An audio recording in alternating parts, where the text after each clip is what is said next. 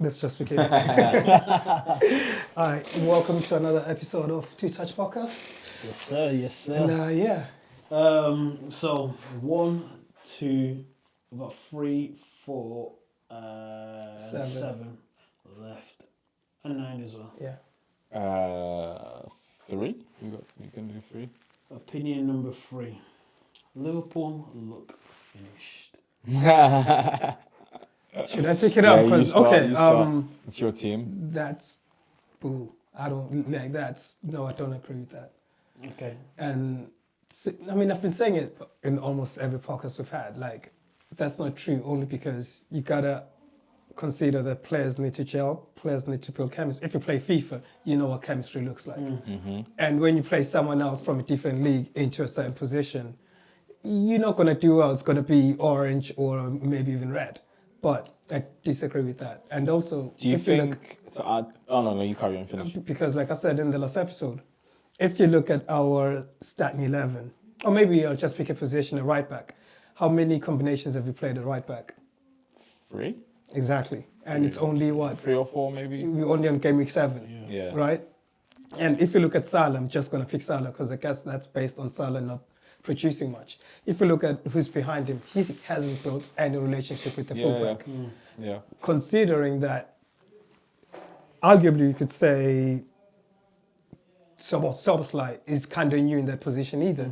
I mean, as well, because he hasn't played behind Salah. There's zero chemistry on the right flank. And if you look on the left, Kaká's, yes, in his time to gel, but at the same time, has he played enough? Yeah, you can argue that. But at the same time, someone could say Van Dijk is actually helping out on the left-hand side. No. On the right-hand side, Konate has been the weakest link. Yes, I'm talking about the fullbacks, but Konate has been the weakest link to the point that I feel like it just makes the team a little bit uneasy because some of the goals that we concede is just Konate actually just passing the ball to the opposition. It's like, fam, what are you doing? So far from finished. Yeah. And then when you look in the centre, McAllister's not in form. He's just come off from injury. To me, he seems like the player that takes time to get his rhythm up. He's not just one that you just put in, then bam, he's back in form. And also for passers, I feel like they need to get used to who they're playing with. Because sometimes you can't play the blind pass because that player's not going to be there, which is actually knock-on effect for Wirtz. And system-wise, I feel like we haven't. Yeah, it's a chemistry for me. It's not about us being finished. Because also, sorry, just on the last point, if you look at the players, just really around Salah, like just Salah's corner, everyone around him keeps changing. From attacking midfielder to the striker to the right back. Yeah. It's just week in, week out is different. So I feel like it's far from it. And actually, I'm going to make a blind statement here and say it's kind of similar to what PSG was last season. Because if you remember, up until December, it just looked like, what are they doing over there?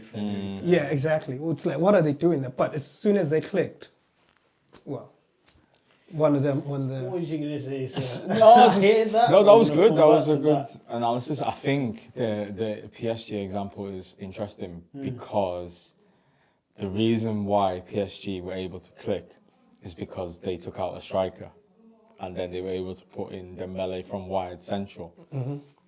What Liverpool thought would happen is the new players would come in to replace the players that left. But what they didn't realise is that having players who maybe aren't as good quality-wise or technically actually meant that people would give more space to Salah because having Szoboszlai and Diaz in the team means you've got 2 players who are just going to run. Yeah. Press, hustle, harry, drop in, and then Salah has to do less. Yeah. Now, when you bring in a Wirtz who doesn't run as much as Szoboszlai because he's a different profile, it means that Salah needs to now change how he does certain things. She needs to Compensate. And himself, he hasn't been playing well as well. Yeah. And then you've got Ekitike who started brilliantly, but then you've got now the thing of everyone's realised Ekitike isn't here to sit on the bench. Yeah. He's the guy to be starting, and then you brought Isak. You don't spend that money on someone to not play. On the bench, So it's the balance. I mean, personally, it sounds funny and people are going to think I'm just saying this, but I think Wirtz needs to sit on the bench. I think if that's the... If Well, you're going it's to... not a funny statement. If you're going to play... No, it's not a funny statement. Yeah, Like, if you're going to go play on. Isak, Ekitike and Salah, then Wirtz needs to be the one to miss out for the balance. Because Yeah, I hear that. almost to go back to classic Liverpool and the club would be Salah goes as one, Ekitike drops in, and Isak is central, but Ekitike might drift. Yeah, they're gonna swap Yeah, they're positions. going to swap and yeah, stuff. yeah. And then the midfield three need to be able to switch depending on who needs more cover. Yeah. I think with Wirtz, he's not that type of player. He's a give it to feet, find me in the pockets. I'm going to get on it. I'm going to be the one threading the through ball.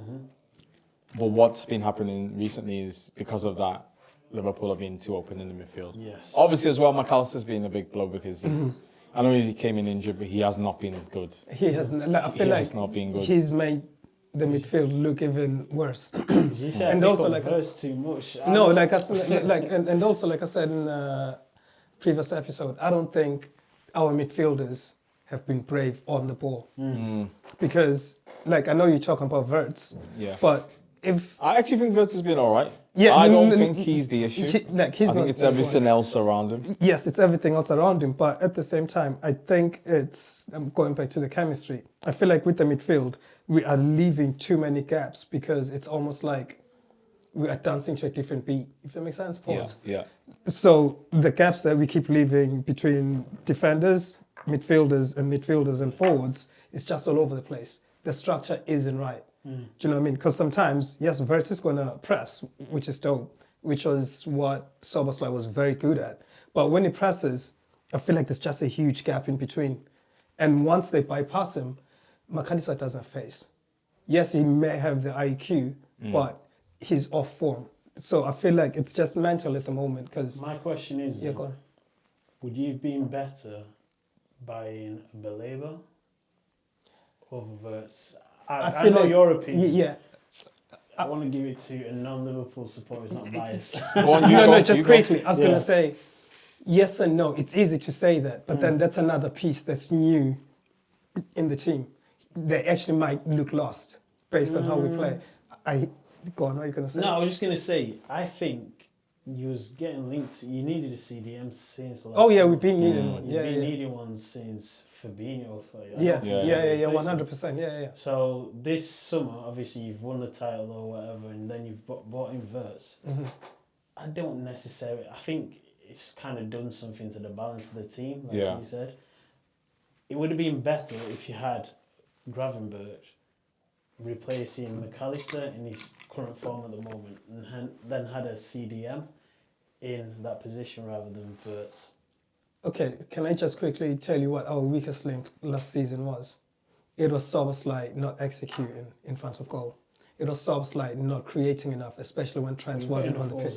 Everywhere else, you've just got a No, we striker, do. 120 No, million, we Salah. do. But at the same time, like I just said, even Isak, he isn't. This is not his final form. Okay, yeah, I hear you on that one. Like there's various things that are just imbalanced. And as far as me, I think Slot, like I think I said in previous episode, was that after this international break, I give it about five games, and I think Slot needs to start the same 11, the ones that he thinks, you know what, you are the ones that were meant to start for me, and they need to start consecutively, and then and only that. And if it changes a player, only change one.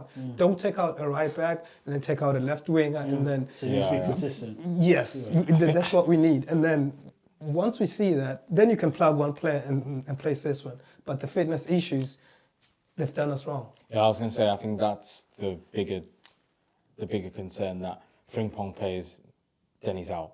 Yeah. Isak isn't fit yet. Wirtz then has to play, but because he's playing so much, then it's like, I need to rest him. Szoboszlai is the only one who looks, Gravenberch look like, they're the only two that seem like they're up and running ready. Yeah. Konate looks just out of it in form. Yeah. Even Alisson's now injured for Yeah. a long time, so there's always change. But I do think that point he always has to play the same 11. I don't think he'll be able to because of the competitions Yeah. and also the Yeah, players, I hear the that. teams Yeah. are playing. And I just don't know how Isak and Ekitike both play with Salah. See, I That's think the thing. That's the thing. Yeah. Because Salah last season, he even said the reason why I scored so many goals was because I didn't have to do come back any as much. If you defensive then work. do Salah, Ekitike, and Isak, I don't know if you can have three of them. It becomes PSG Yeah, with MSN, well, not MSN, but Yeah. Neymar, Messi, and Mbappe. I It hear becomes that. that kind of thing. and that's where my thing is, where the chemistry comes into play. Not just chemistry, but slot system coming into play. He needs to understand, because I feel like some of the players come in with a different role. For example, at right back, he'll tell Frimpong overlap. Yeah. And then he'll tell Bradley, come inside. Yeah. And also, remember once again, I'm going to say previous episode, I said our team was built around Trent. Yeah, it was, And yeah. You disagreed with that? No, It it was. Because Trent wasn't playing a lot last season. He just had picked up injuries. Yes. But what Trent would do is he was the cheat code. Yeah, he was the So, outlet. If everyone's pressing and there's no one, he gives it to Trent. He's Yeah. hitting that ball to Salah. Salah's not even looking. He's just There you gone over the top. You proved me wrong. All of a sudden, because I was watching like clips back Yeah. and I was like, yeah, Trent just knew. He just knew, and just that knew. and that's the chemistry Free point. kick, bang, top corner. All of Yeah. a sudden, you're back And- in the game. And then that's what I said to you. If I was Slot, I would just keep Szoboszlai on the right, because he's the closest one to Trent in terms of attributes. He can ping a ball across the pitch and also find Salah in front. Frimpong and Bradley, they cannot do that. Right.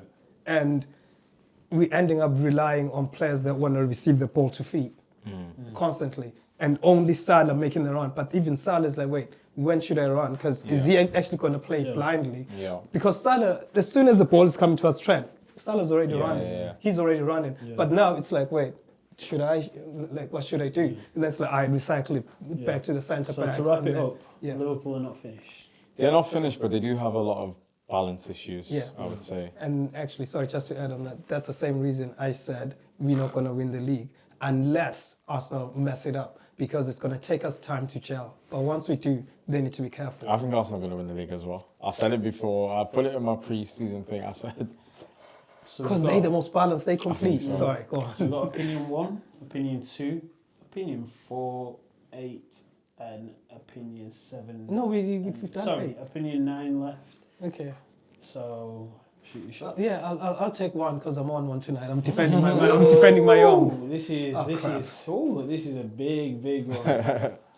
Sir Alex Ferguson will struggle in the current Premier League era. So when I say current Premier League era, let's bring back Jurgen Klopp. are you talking about Sir Alex Ferguson with this Man U team, or are you just talking about him in general? Because it makes a difference. Because if you're just talking about Sir Alex Ferguson, I don't think he struggles. Sir Alex Ferguson last season, that team. Well, he won a title. Rooney. That version of Sir Alex. Yeah. Can I just piss off United fans quickly?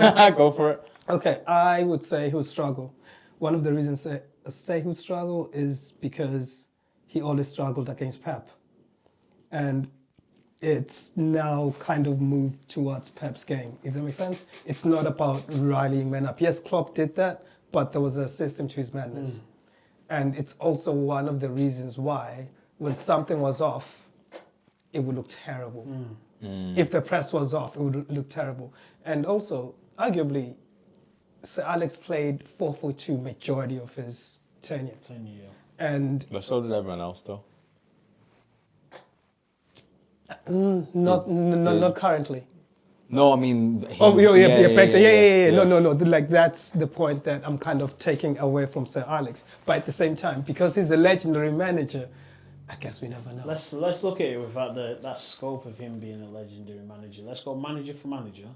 Okay, his last United squad that he won the league with Van Persie, Rooney, Van that Persie one. and Rooney. In this current Premier League, But we're not looking at the squad though. We're just looking at as that. him as a- stylistically. Okay, how he was in that I season. don't think. Well, I've heard people say that he wasn't really managing day in day out anymore. But It's then more- That's you with can age, argue that, that's Yeah. with age Because and he also was close to retirement. Mid It's- to late 60s. Or do you think the teams in the Premier League now would pose a bigger challenge to any of his team? Well, to him. I don't think Fergie will be as dominant. I think football has developed to such a level that maybe City at a time and Liverpool at a time a couple of years ago where they were going to a game and teams would be like, "Whoa, if we go toe to toe with these guys, we're gonna get it's long." There's not many teams in the Premier League who go into a game and go like Bournemouth will go, "Okay, you play that, we'll play that, we'll see who wins." Yeah, even Do you know Brighton. what I mean? It doesn't matter. Brighton, Newcastle, Villa, there's not a lot of teams. There was a period in the Prem 2015, 16, 17. City come to town, you've got 6 at the back. You're thinking, Long day. yeah, we're just going to hold off. But I think the reason why I think Fergie was so good, it's hard because he was mid-60s, but he would every 4 years change his people around him. Right. Yeah. So he would never allow himself to be stuck. Yeah. So when he was doing that, I'm not going to do the day-to-day stuff, I'll oversee it. He could do that because he had young coaches that were keeping up. Yes. So I think he'd still do that, and that's why he'd be successful.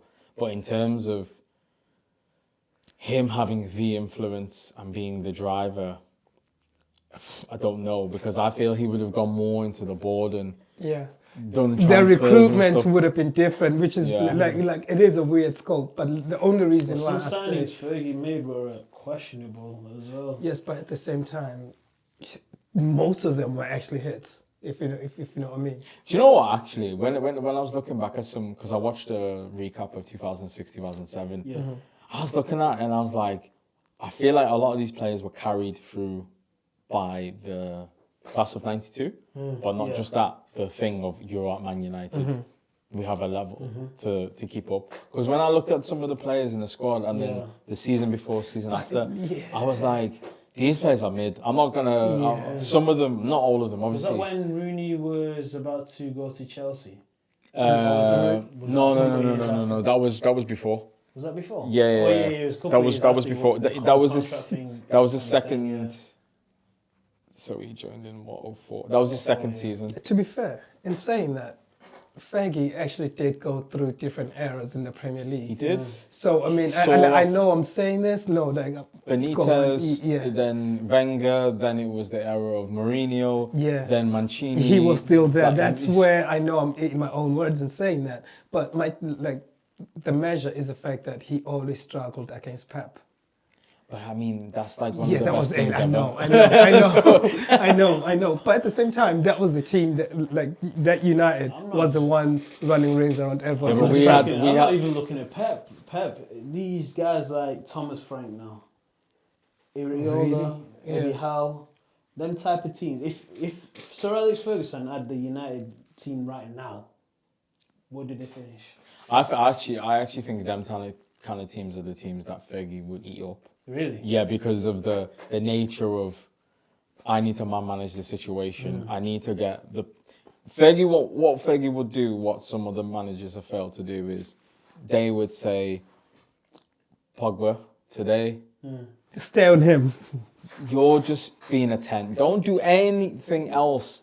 Like you would say to Scholes, we're gonna bring in a Darren Gibson. Tom Cleverley, that man are gonna do the running and stuff. You just do You do what you need to do, and we're gonna fight in the middle of the park. That's what we used to do against Arsenal, and then we're gonna go. You're on this Rashford, Martial, and Lingard under Fergie would be different. would be different. The counter-attacking thing will be different, and you're thinking, how has he done it? Because he's just simplified it. Rashford, you know what you have to do. Martial, you know what you have to do. Lingard, it's when we go to Arsenal. Or we have a tricky one against a really technical team where we might be like, the midfielders are but not then up to it. Fergie would just turn around and say, yo, Scott, stay with Kev.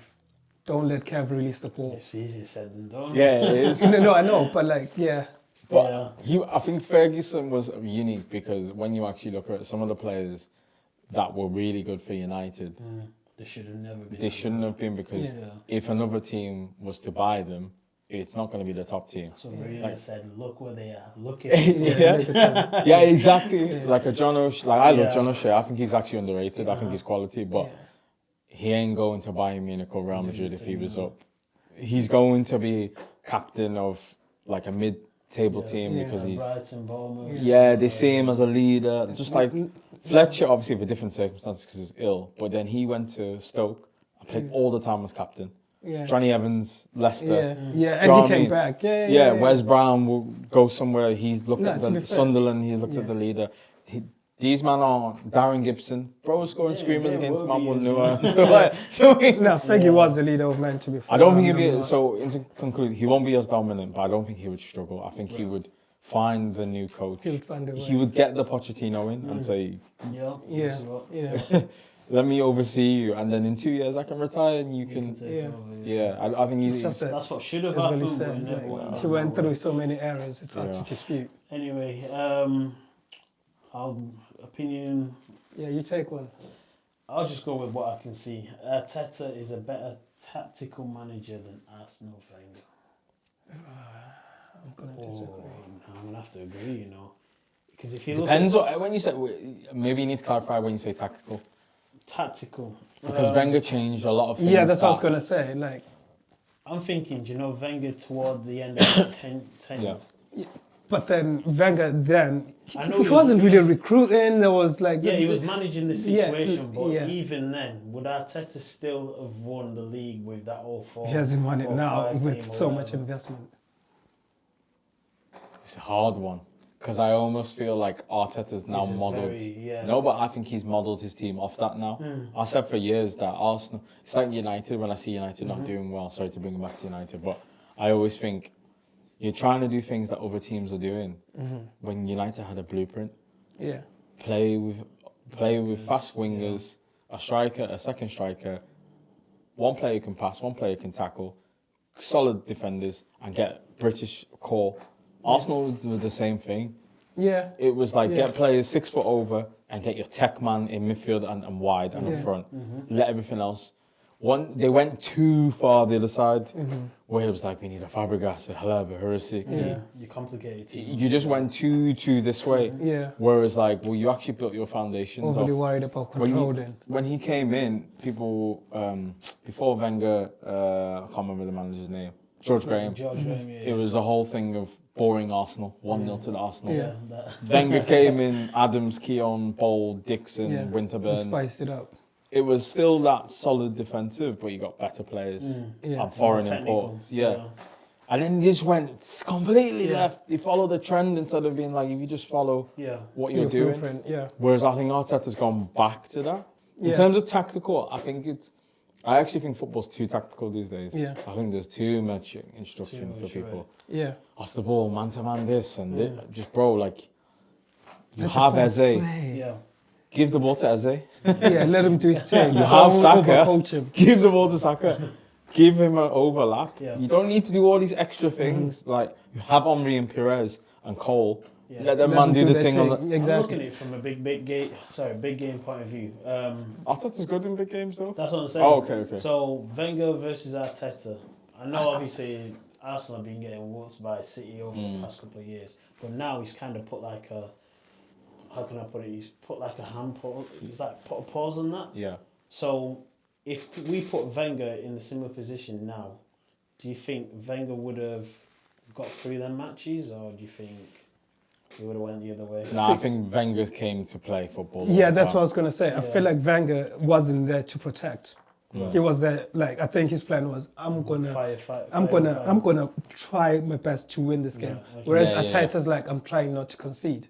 Does that make sense? Yeah. And then the only time Arteta rolls his sleeves up is when they actually go down. And that's when you see the so-called real Arsenal playing and then creating chances after chances after chances, corners after...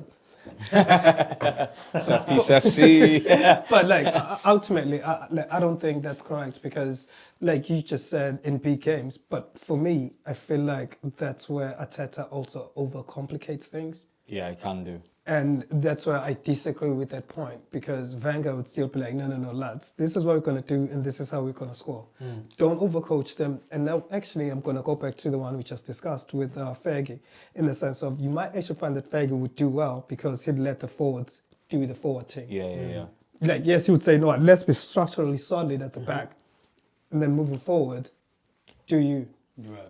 So it's a give and take. But ultimately, I'm going to say I disagree with that because Disagree? I disagree because I know he's saying tactical, but I feel like he's overcoached the team, which is also why they haven't won, if that makes sense. I get what you're saying, because that was what people used to say about Pep. Even though they were always winning, there was certain games where they're like, oh, because the handbrakes come off and the game's gone to chaos, they don't know how to react in that. Whereas like some good players just adapt. It's like, all right, you're going to play football, we're going to play football.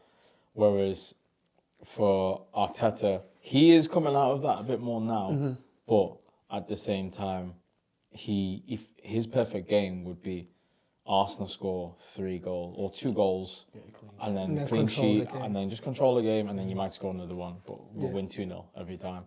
Whereas Wenger probably was thinking like that, but he's like, you know what, if my team could win 5-6 and play expressive Wenger went football. for it a little bit more. And Wenger was the Pep before Pep. Yeah. In a different way, it was overcoached. It was attacking midfielder, now just defensive midfielder as the 6. Yeah. 3 midfielders, a right winger who's actually a number 8, a left winger who's a striker, and a striker who's a false 9. Go and play. That was the thing. Yeah. It was. For years they were doing Ramsey in midfield. It's like, bro, this is why you're losing. Last question, last point. Do you think Wenger wins the title with this current Arteta team? I think so. I think so, yeah. Because one thing with Arteta, it's been lack of bravery. And also, I feel like if you think about Wenger's older teams, yes, maybe the recruitment wasn't A1, but their squads went as deep as, like, Arsenal are primed to win something this season. Yeah. But the only, and that's what I said to you, the only reason they don't win is if Arteta overthinks it. Yeah. It's on Arteta just relaxing himself, just be like, you know what, I ain't worried about these lot, we're going to beat them. And I think Wenger would love this squad. I think you would see Zubamendi, Odegaard, and Eze as a 3. Obviously, Rice will play, but there'll be certain times where, like, boys, they're not touching the ball. We're playing Burnley away. They're not touching the ball. They're literally not touching the ball. Martinelli, you come on when you need to, but we're playing all the tech man, 70% possession. But he's not going to tell them, no, you staying on the It's wing. going to be funny when they hit him on the counter attack. It's not that. They'll be bad at set pieces. Yeah, they'll be better on set pieces. And also, here's the thing. I feel like he would welcome the other teams actually getting at him, because it's going to open the spaces for his attackers and his midfielders. And to be fair, like, I disagree. He was a lot braver. Yeah. Disagree? Yeah, I think it's balanced. I think it's hard to say, but I think Wenger did too much. Yeah. Fine. So we're on to last 2 opinions. We're going good with time as well. So opinion number 4. Virgil van Dijk gets into the following teams: United or 8. So that contained... centre-back pairing. So it contained Ferdinand and Vidic, and they won the Champions League. Okay. Real Madrid, Sergio, Ramos, and Pepe, and Chelsea, all 5 season, Carvalho and Terry, who conceded only 15 goals. Personally, I mean, you can go first as a guest. I'm going to be controversial. And hope we haven't pissed you all off. Thanks for joining us. No worries, man. Thanks for having me on, man. Always a pleasure. Always a pleasure. Looking forward to the work soon, bro.